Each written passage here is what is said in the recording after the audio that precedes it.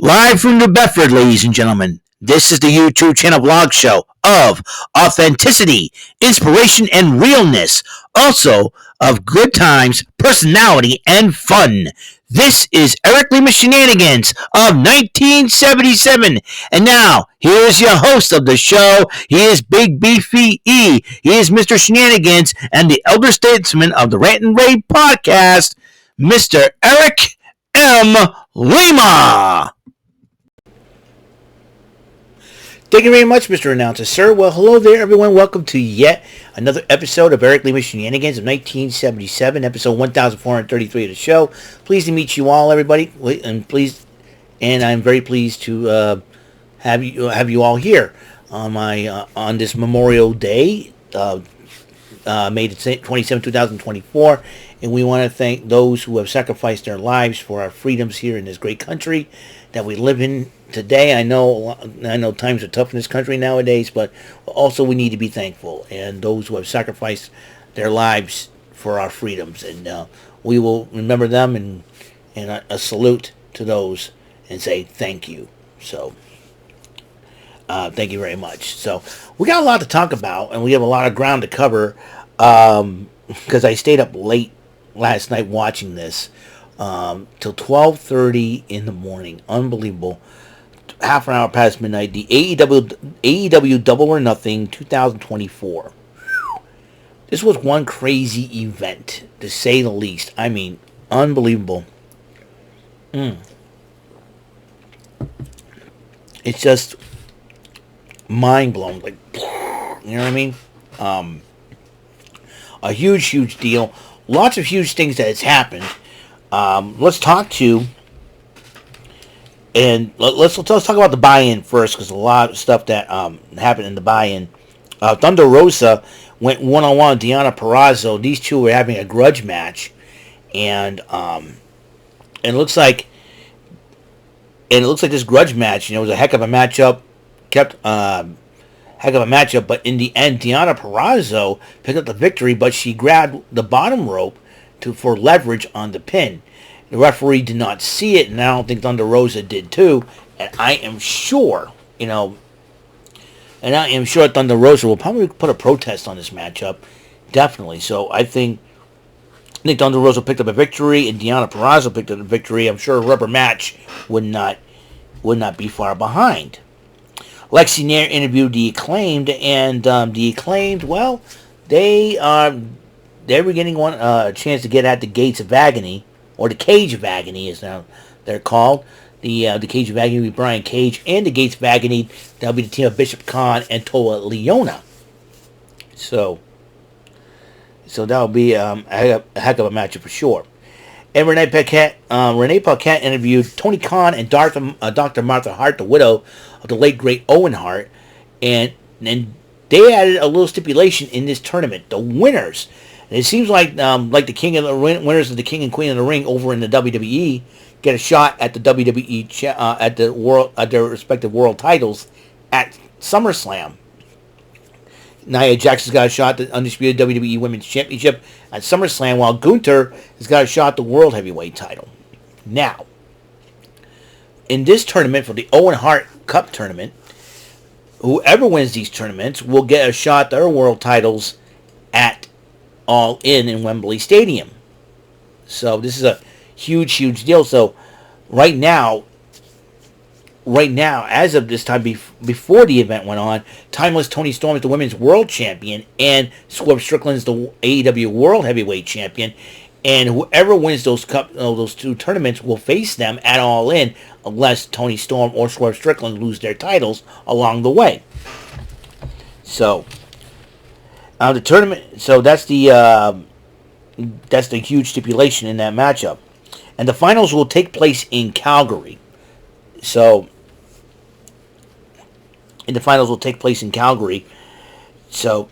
trios.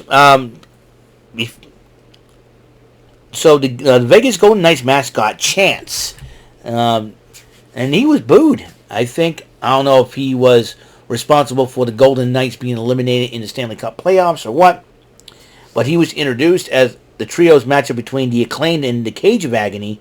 This was a heck of a matchup, to the point where They all thought Anthony Bowens was hurt. He was working on one leg during that matchup. But despite that, so Brian Cage tried to take the cheap way out by using a steel chair. Chance says grabs the steel chair, and the Acclaimed ended up winning the matchup despite that. So I think it was despite that fact that Anthony Bowens was still hurt, but they did pick up the victory.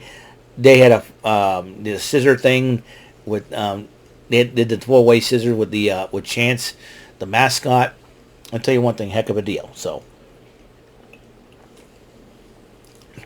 the Acclaim make me climbing back into the trios ranks. We shall see.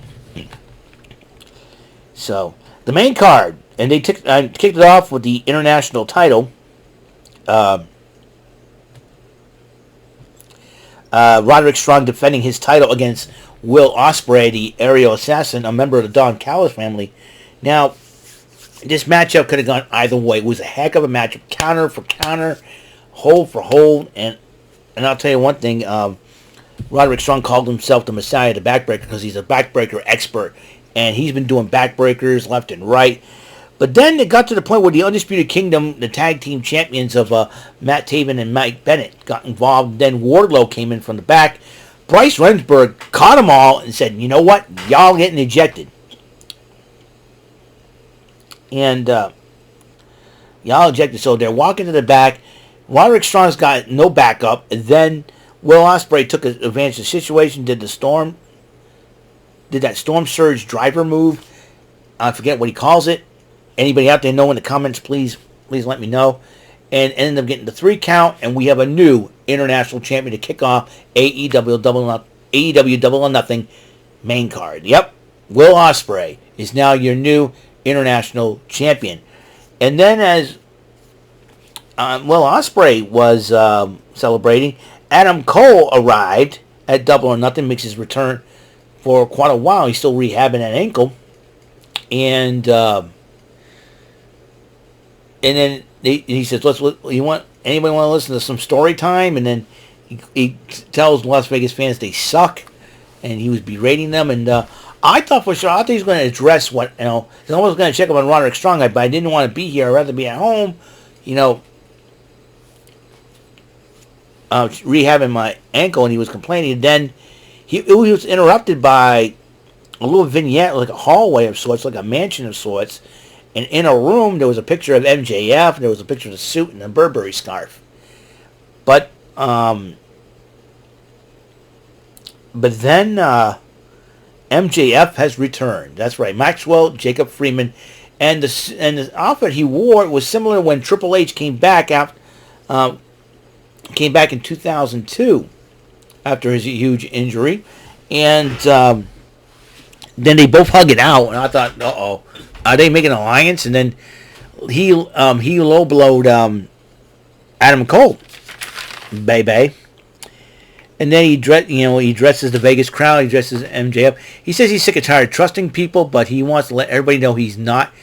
He goes, he had a tattoo that says AEW, and he's celebrating 5 years. He said, I'm not leaving. So he's not leaving AEW. He is staying, and that could be a big boost for AEW. If I were MJF, I would make the Young Bucks' life miserable as a miserable hell. I'm serious. I would give the Young Bucks' life a miserable hell. I'm telling you, if I were MJF, I'd do that. Unbelievable. But then the Undisputed World Trios title was on the line. The Bang Bang Gang, that will be Jay White and the Guns. Defending them against Death Triangle, that will be X-Pac and the Lucha Brothers, Penta El Zero Miedo, and Rey Fenix with Alex Abrahantes in their corner. This was a heck of a matchup, and then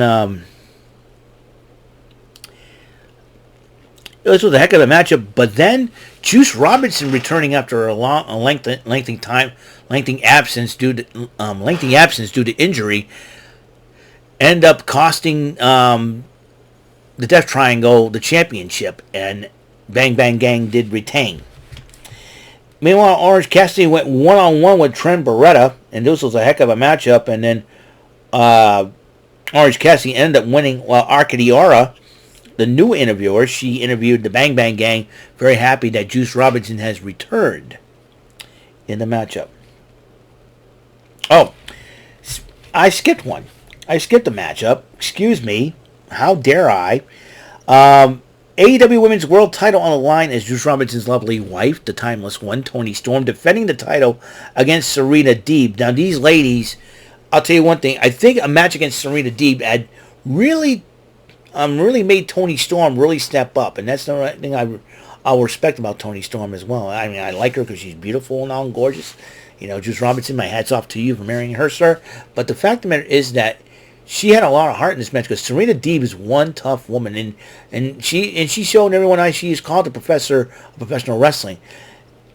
I mean, she was working on one body part, which is one of Toni Storm's legs, and try to try to tear her with dragon screw leg whips and all that. There was one point where she was caught in that half crab, and Mariah May was going to throw in the towel, but Luther says no, and they were struggling back and forth, and Toni Storm thought that Luther was about to throw in the towel, but he wasn't. But then Toni Storm grabbed the towel and just threw it into the crowd, and which shows that she has a lot of heart. So I got a lot of respect for that.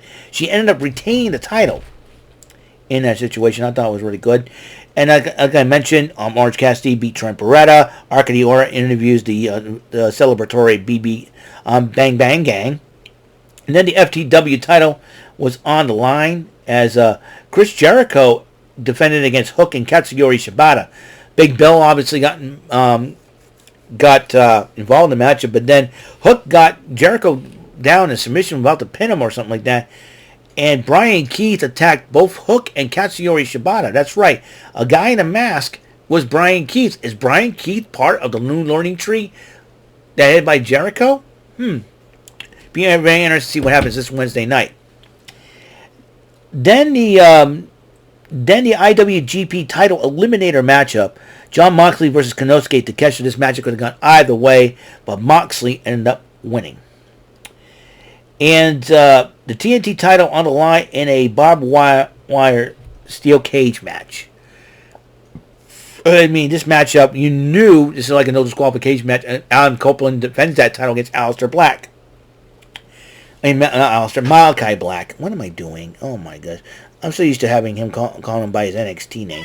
Actually, Malachi Black. And it got to the point where now both members of the House of Black, Brody King and Buddy Matthews, got involved. He said, wait a minute, there's three members. Where's Julia Hart? She's hurt right now. And she's going to be recuperating from her injuries. So recovering. And then the lights kind of went out and went dimmed red. And everybody's, Adam Copeland kind of warned Malachi Black, be careful what you wish for.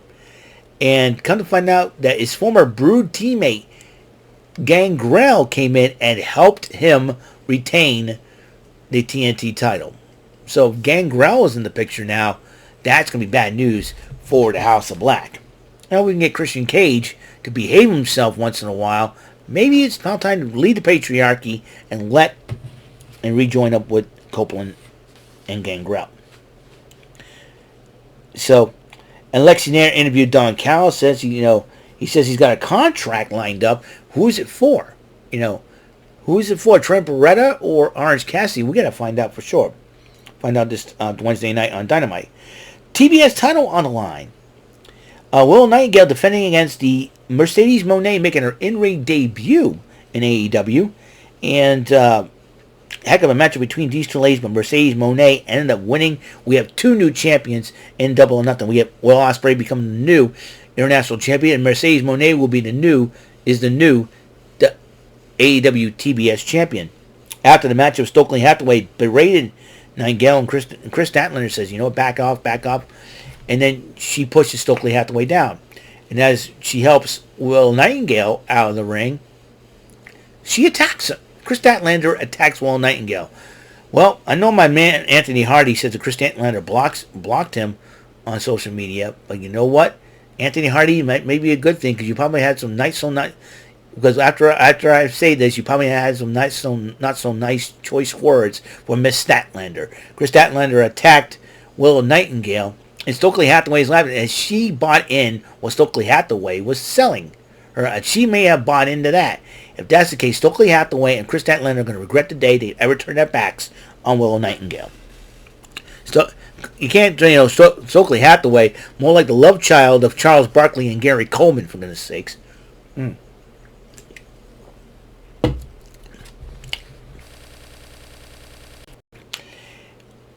So there's that. And then the world title on the line, the world heavyweight title, Swerve Strickland versus Christian Cage. I know the Patriarchy tried to get involved, but despite all that, Swerve Strickland ended up retaining the AEW championship. And then this matchup, this is the match of the night because this is the most insane main event. We've heard about Stadium Stampede, but anarchy in the arena. I am just, wait, there you go. I am just, this is probably the most insane matchup I have ever seen in my life. It's probably the most insane matchup ever. And believe me when I say this matchup was so insane to the point where I really don't know. I really, really don't know what to say about this matchup. This matchup, it was the Elite, actually. Anarchy Arena. It is the Elite. That would be the Young Bucks, the AEW World Tag Team Champions. The AEW Continental Champion, Kazuchika Okada, the Rainmaker, and Jack Perry, the Scapegoat, versus FTR, that's Cash Wheeler and Dax Harwood, Bryan Danielson, and Darby Allin. Now, here's a little known note. Now, we heard about an incident that happened in Mount Everest, and I think a lot of people lost their lives there. I think Darby Allin was supposed to go on Mount Everest, but he did not because his foot was broken, courtesy of the Bang Bang Gang. I'm sure, my condolences and prayers go out to the victims in Mount Everest of what happened there. But it is possibly by the grace of God that Darby Allin did not go on, because he would have lost his life in that part. It was crazy. I'm telling you, it was nuts. Just to see, to hear what happened, is like Darby Allin was supposed to go on there, but he didn't. Instead, the poor guy got hit by a bus in New York City, and he's still walking around. That's how insane this match was. You got Darby Allin, who got hit by a bus in New York City, still not 100%. You know FTR, Bryan Danielson, and Darby Allin not 100% physically, and the Elite took advantage of that, and they ended up between dueling music. You got the Young Bucks music being played, and then Bryan Danielson says, "No, play my music." They were playing the final countdown while everybody was brawling and fighting. It got to the point where Matt Jackson's going, "Cut it out! It cost us $200,000, and we don't have a budget." And it was nuts. I'm like, what the heck? It was the most insane thing ever.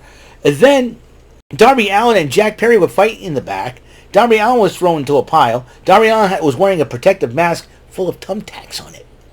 Thumbtacks. So if they try to punch him, they're going to get some thumbtacks. And it got to the point where Jack Perry... I don't want Jack Perry. I'm thinking of... I just watched Joker's Wild not too long ago. Jack Perry grabbed a bus, and basically, I'm like, what's he trying to relive the day that Darby Allin got ran over? Goodness sakes. Yeah, Darby Allin got ran over by his bus, but he still got up. He grabbed a flamethrower, set Jack Perry on fire, and the Young Bucks were quick with the... got to give the Young Bucks a shout out, trying to save their teammate's life and it was nuts. Then Darby Allin was getting busted open, and he was hanging. They had him hung upside down, feet wise, in the middle of the ring. This poor kid's gonna lose his life. Somebody get him down. I mean, it was crazy. It was insane. Let me tell you, it was nuts. But dueling music, the entrance music during the matchup. Darby Allin coming out with a flamethrower, setting Jack Perry on fire. Almost setting him on fire. You got everybody's brawling all over the arena, dueling me. I mean, it was crazy. Before you know, I'm giant lizards. I don't like it. So it was the most insane, the Anarchy in the arena, the most insane match I've ever watched, man. I gotta tell you, it was crazy. Whew.